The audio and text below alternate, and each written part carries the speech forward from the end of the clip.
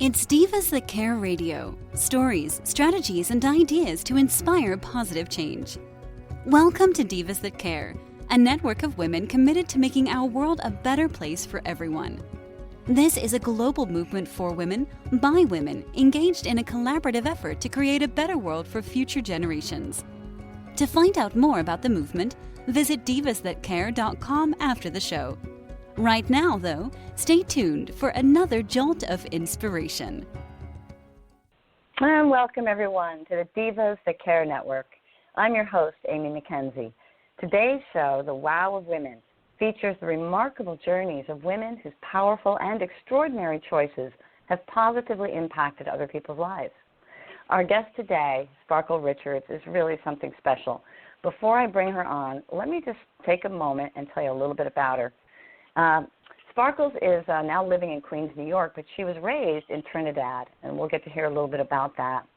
She's also authored 4 erotica novels, and we'll get a chance to touch on that. Dr. Next Bacchanal, Moka, Red, and Tutulbay, and that's been received with great acclaim. Now, her passion, and in fact, she's working on another book, so she's quite prolific. Her passion is pushing boundaries, the name of this show, that creates opportunities for young Trinidadian authors, or whatever someone wants to do. Finding their voice is what it's all about. She's also an FIT graduate as well as an illustrator. Sparkle, it's really a pleasure to have you on the show. Welcome. Thank you for joining us. Good afternoon. Thank you so much for having me on your program. I'm so excited to start talking to you about all of these wonderful things that you've introduced me with. Well, you know, I want to dig in a little bit. You have such an interesting life. If you don't mind, maybe let's go back in time a little bit. You know, for those of us that grew up here in America, we don't really know what it's like to grow up in Trinidad. Can you give us a little bit of a snapshot of what it was like for you? Well, I was really young, I think, when I started writing. So I think from the time I could hold a pencil, I had stories to tell. And I was always that child, I guess, who was off in a corner working on something creative. I was always that person. And when you grow up on an island, you have so much inspiration around you. It's so beautiful all the time. The weather is amazing, 365 days a year. And for me, the culture that I come from is a highly creative culture as well because we have carnival. And so being in Trinidad and growing up in Trinidad was one of the most beautiful experiences for me in terms of being in an environment that was constantly pushing creativity. I have to agree. Nature is a great inspiration for me as well. And I look forward to visiting your country. I now have several friends there that have inspired me to come visit just from their photographs. It does look extraordinarily beautiful. So now what was it that inspired you to, you know, make it such a brave leap to leave your home country and make your way to America? And I believe you were pretty young. How old were you when you did that? Oh, I was 17. I was in school and I was always drawing or writing something. And sometimes I would be in the back of the classroom or the front of the classroom not paying attention either way. And I remember one of my school friends was telling me, like, what are you going to do with this? Like, what is your ultimate plan of what happens after graduation? And I was like, oh, I know what I'm going to do. I'm going to go to New York. I'm going to go to FIT. I'm going to get a degree in fashion design. And then I'm going to come back to Trinidad. I'm going to open my fashion business. And after the fashion business succeeds, I'm going to start putting out my novels. And this person was like, I have no idea what I'm even wearing to graduation. How do you know all that you're going to do? But I was always kind of very focused on what the next moves were for me. I knew what I wanted to be from an early age, and that was my motivation for leaving the Caribbean. I didn't have opportunities for going to college for fashion design when I was 16, and I knew FIT did. You know, I'd spent several summers in New York before that, so I had seen FIT. I had known I wanted to go there, and I was really ready to do it, regardless of how difficult it might have been to move at such a young age. How difficult was it? I felt like, you know, all of my friends who had graduated from high school were out partying and having their first kiss and, you know, doing all their firsts. And I was back in college, far, far away from all the party life.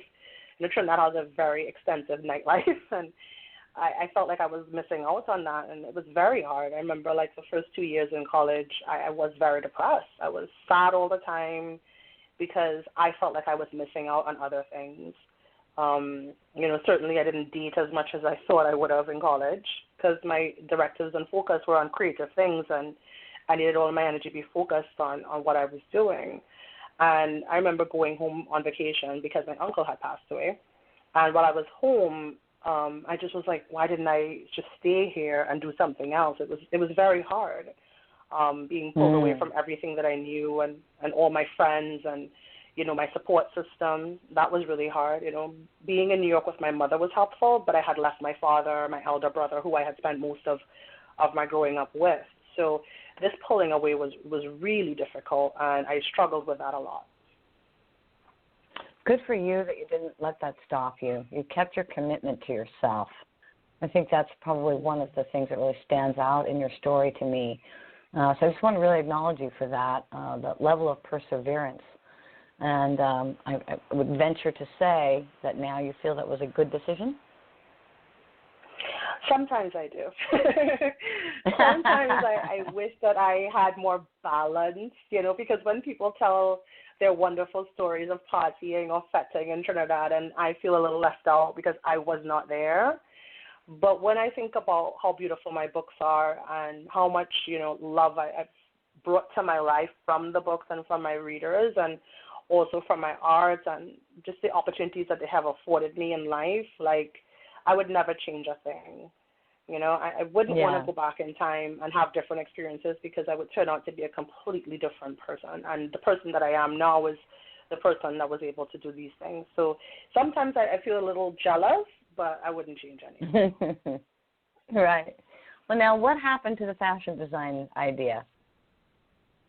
Well, I went to fashion school, and I don't know if you know this, but back in the early 2000s, if you were a migrant from the Caribbean and you decided to go to fashion school, if you did not live in the United States for a period of years, you paid much more for college. So I paid almost 2 times more than every other pupil in my class to graduate. That was very difficult for my parents. So that meant I had to be very serious and committed and focused. And imagine in the second year, I come to my mother and I say, but I want to go to Japan and study illustration. She was like, absolutely not. I have just sunk like loads of money into this fashion education for you. You'll finish this, and then if you want to do something afterward, you will. And sage advice, of course. But at that age, you're, forming your own ideas. And for me, there was a lot of conflict because I was still figuring out who I was. The hard thing about going to college for a lot of people is that you're not really fully formed mentally when you make these decisions about what you're going to invest your thousands of dollars or your parents' thousands of dollars or the government's thousands of dollars in. And then maybe 5-10 years later, maybe not necessarily wanting to be a fashion designer. But I felt like, my big caveat from all of it was that, I am an artist and I have a degree in art, and wherever I go, I use certain parts of that art to create other things. I did makeup for a number of years, and color theory was part of what I studied in college. So the makeup artistry and the fashion design, they kind of became entwined. And then for the books, I also do some fashion shows. Well, I shouldn't say fashion shows. That's not the right term. I do catalogs for the books. So before the books are released, especially with my last 2 novels, I did extensive photo shoots. I did the styling for the photo shoot so that the cover design and the story has imagery that is attached to it. And I find that the background in fashion helps with little things along the way.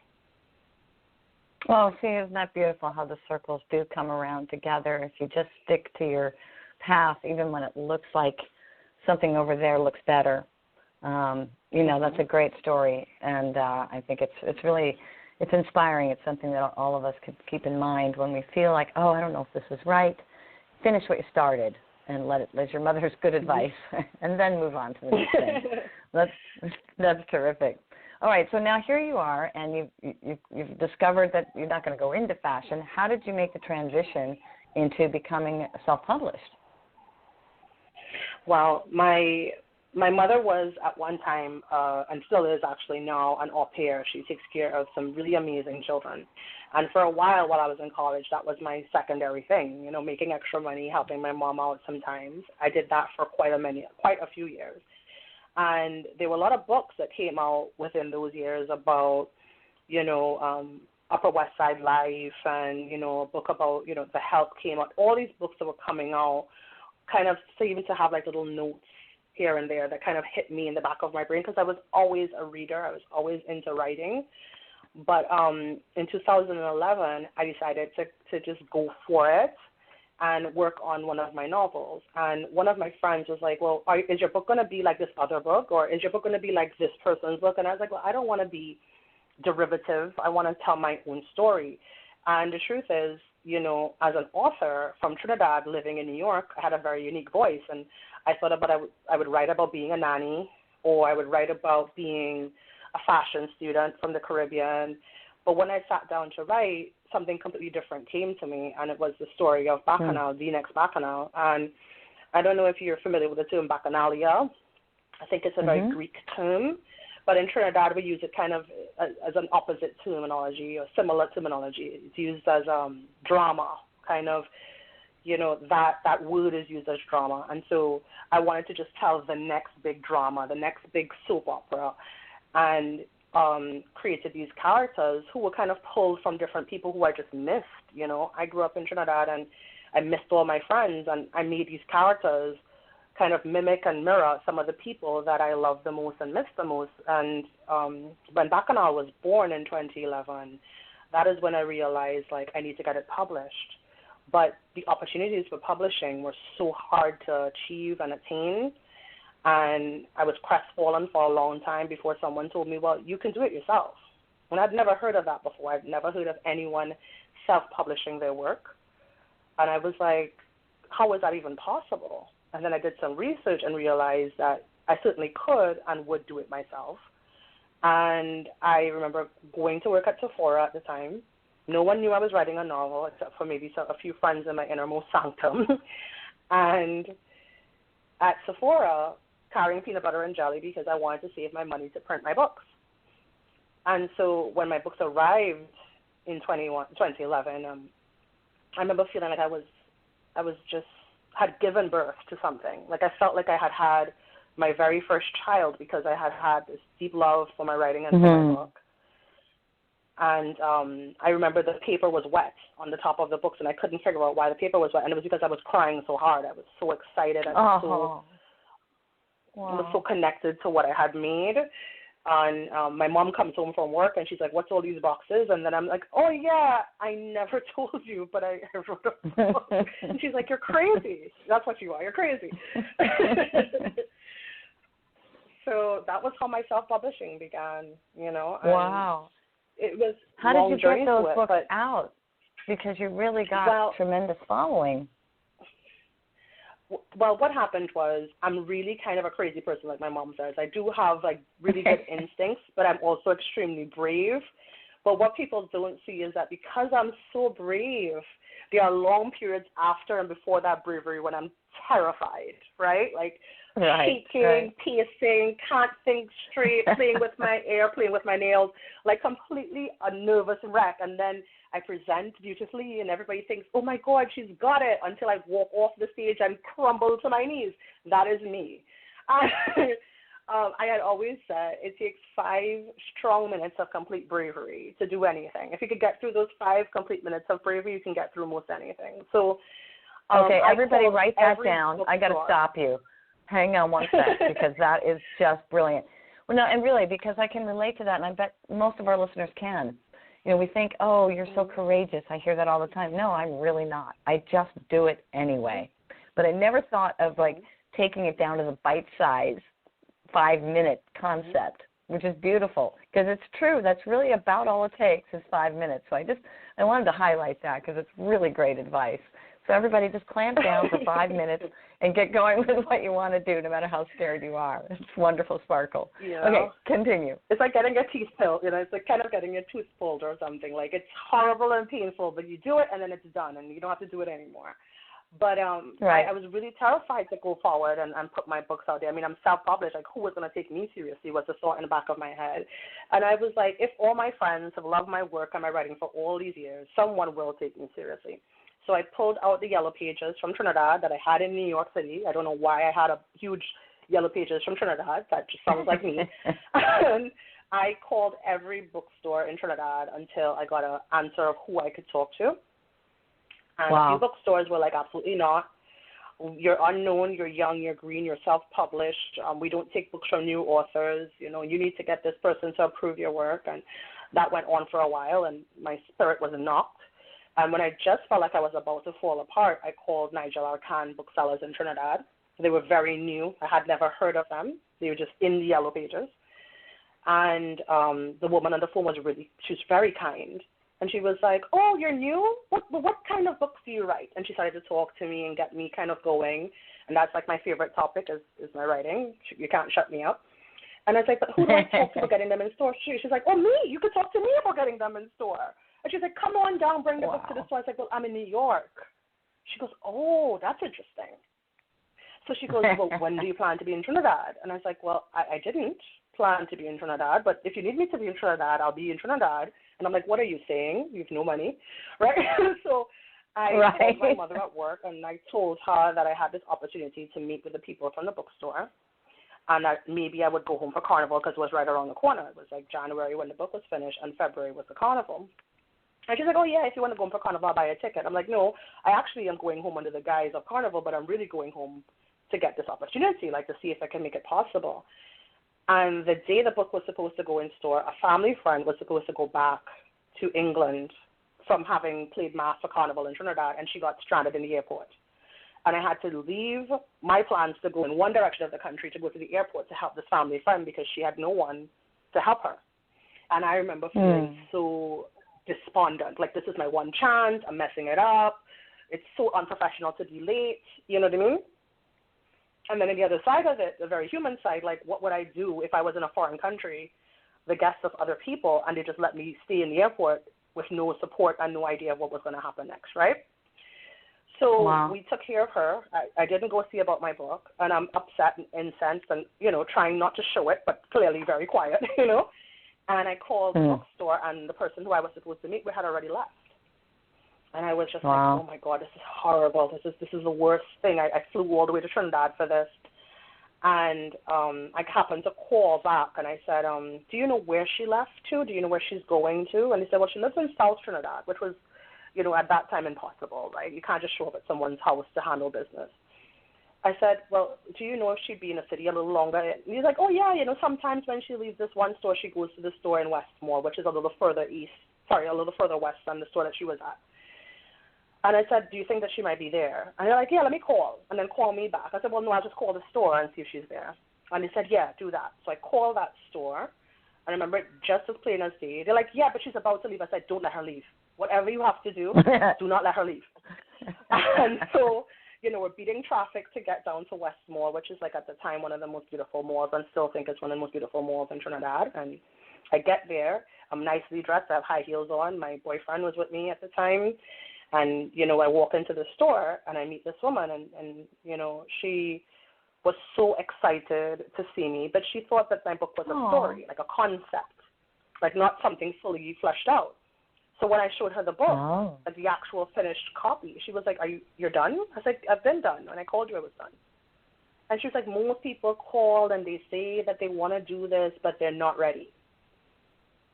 I was like, well, I'm ready. I came all this week, right? And she goes, okay, well, we'll get your book in store in April.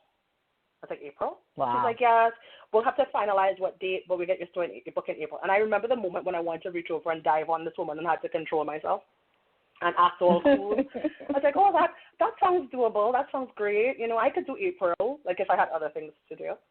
And my boyfriend and I had walked out of the store at that time, and he grabbed me, and, you know, he was so excited for me. And I didn't, like, let it sink in until I hit the parking lot, and then I was a mess. I was just breakdown crying. It was like a long journey to that moment.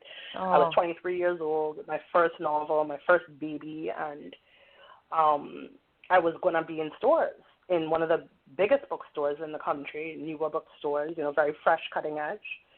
And I was extremely excited. So that was really how I got my book in stores, because everybody else said no. You made it happen. And they said yes. Yes, certainly. I forced it to happen. I willed it to happen. That's incredible. So your 5 minutes had to be on repeat for quite a while. We're going to add that to our. Let's write this down. Good advice. It's not a one-time deal. I was juggling that 5 minutes very high in the air. You know, trying not to be that person. It's like when you meet your favorite celebrity and you're trying not to be the person who tells them, I've watched all your work, I think you're amazing, I'll kiss you all over your face. Like you have to try and control the impulse to scare people away from you when you're so excited. And, you know, we did an interview in Trinidad, a radio interview. It was my first time ever being interviewed about anything. And I remember the announcer said, so what date will the book be in store? And I was like, April 26th. And she goes, okay, great. And I get in the car. My brother goes, I didn't know the book was going to be in store on April 26th. And I was like, I have no idea. I can't say I have no idea. You know what I mean? And then my husband goes, you know, April 26th is my birthday. And I'm like, oh, well, he's my husband now, but he was my boyfriend then. And he goes, you know, April 26th is my birthday. I was like, well, I hope it is in stores by your birthday. Because if not, I just lied on the national radio. But that was what happens, you know, when it's new. And, you know, they ask you this question. You can't just say, I have no idea, but stay tuned, you know. So I just blurted it out. And my books actually went in store on April 17th. Wow. Oh, that's great. Well, at least it was there when they went looking for it. That's perfect. Pretty well, much. Congratulations. That's so inspiring. And I love that. Yep, you applied your 5-minute technique for a multitude of phone calls, calling cold to bookstores, being told no over and over and over again. It reminds me of the Abe Lincoln story, right? How many times he ran for president. You know, not giving up. No matter what anyone says to you, you hold the vision and you keep going. And each time you got to script the courage, maybe even a little more courage than the last time, because the first time you didn't have a no yet. So now you're doing it in the face of adversity as well, and not falling prey to the debilitating talk that's always there. And you pushed through all of that. So my hat's off to you. That's really, really something, Sparkles. Now, let me ask you another question here. Absolutely. I want to know, what is it that for you, why do you write? It sounds to me, and correct me if I'm wrong, you write specifically, I'm sure everyone's welcome to read it, but that there is a motive, a passion to write specifically for a Trinidadian audience. Is that right? And if so, why?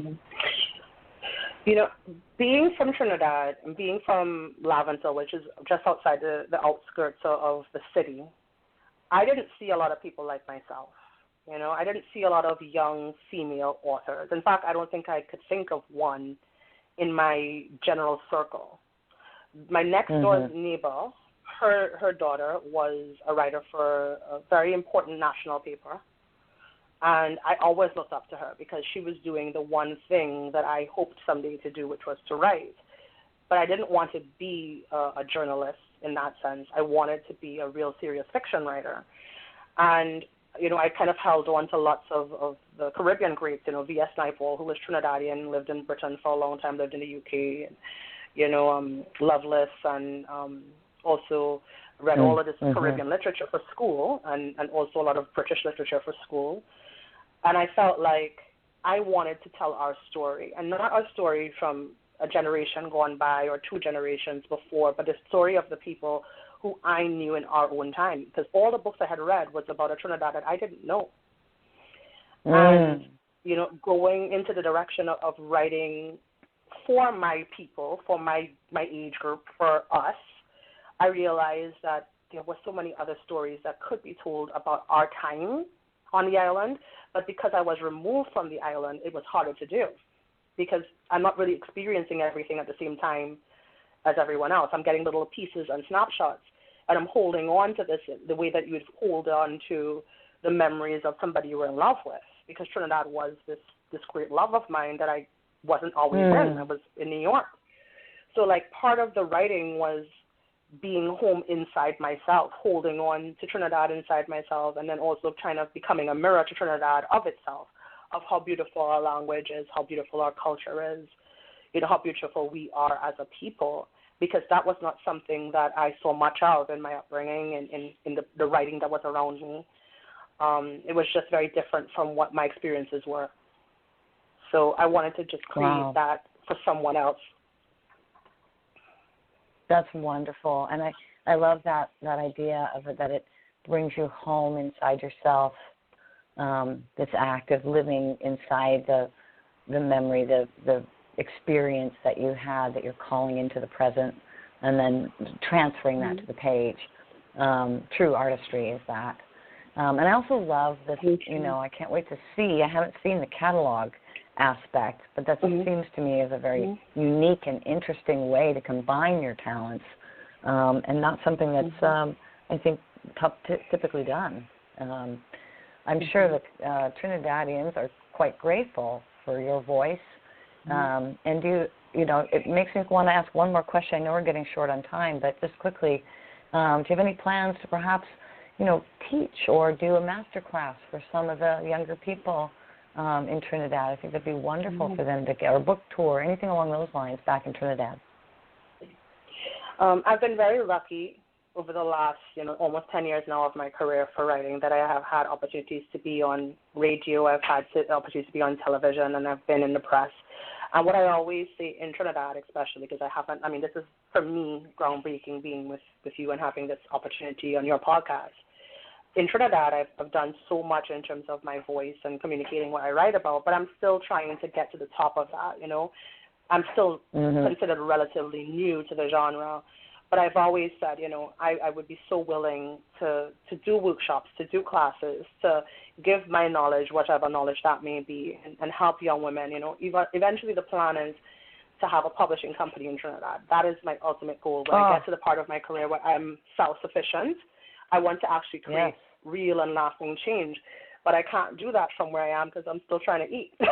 So when I get to that part of my career, the plan is to really start to develop different narratives in the Caribbean audience, and especially the Trinidad and Tobago audience, because I do feel like if these things need love and affection. There's so many people who are just as talented as me who may not necessarily have the opportunity to be in the United States or to self-publish or even be able to afford it. It gets costly even with doing the catalog. Like, it's such a unique thing, but there's many moving parts that people don't see that creates these books, and loads of people who have been involved in helping and nurturing me as a writer to allow me to do these things. So the mission is eventually to do the same for me, for someone else that was done for me, and also to help people and pay it forward, all of the things that have been given to me that I've been blessed with. That's beautiful. I love that. I'm all about paying it forward. That's just beautiful. So let our listeners know how they can pay it forward. How can people support you? Now, one thing I'll mention, when people visit your show, The Wow of Women, we're on the Divas That Care network, and through that network we do have an online bookstore, so people will easily be able to find your books just by listening to your show and looking at your page. We'll have the links there for people. And is there anything else that people can do, or is there any other outlets where they can find the books online? My very first book, The Next Bacchanal, is available on Amazon, Kindle, and all of those e-platforms. And it is the least expensive of my books, and because I'm doing everything myself. When you're self-published, you pay for everything, so it does get to be more expensive. But when you do e-books, it's a lot less. So if somebody wants to just support the book and doesn't necessarily have the means, I know it's been a tough year for a lot of people, they can go over to Kindle or any of the e-book readers, and they can download my first book, The Next Bacchanal. And then my other books, Moka, Red, and Tutulbay, which is the newest one, are available on my website, which is trinerotica.com. And, of course, the link will be attached to your podcast. Those are the best ways to support a young writer. But also, just be open. We all have different voices. And sometimes people feel that because I'm a Trinidadian author that there's absolutely nothing that they can take from this. But the human condition is a very broad one. And you can gain so much knowledge from anyone. And so I would say, anybody who's interested can definitely reach out and encourage, other people to reach out and take a chance on a different point of view. You might be surprised at how much that connects with your own. That's beautiful. Well, thank you so much for taking the time to join us today. This was wonderful hearing your story. Thank you for sharing so openly, and we just really appreciate you. I encourage everyone to support this wonderful young author. Keep up the great work, Sparkles. Thank you for being with us today. Thank you for having me. It was amazing. Great. Well, in closing, I want to thank Sparkles Richards, all of our listeners, and our producer, the founder of the Divas That Care Network, Candace Gish. She defines the word diva to mean a courageously self-assured woman. Well, you sure met one today. The Divas That Care Network offers women of all walks a platform for sharing their voice in the world. We invite you to join us. Visit divasthatcare.com to hear more inspiring stories and perhaps add your voice to the conversation. Signing off for now. Take care, everyone. Thanks so much. Thanks for listening. This show was brought to you by Divas That Care. Connect with us on Facebook, on Instagram, and of course on divasthatcare.com, where you can subscribe to our newsletter so you don't miss a thing.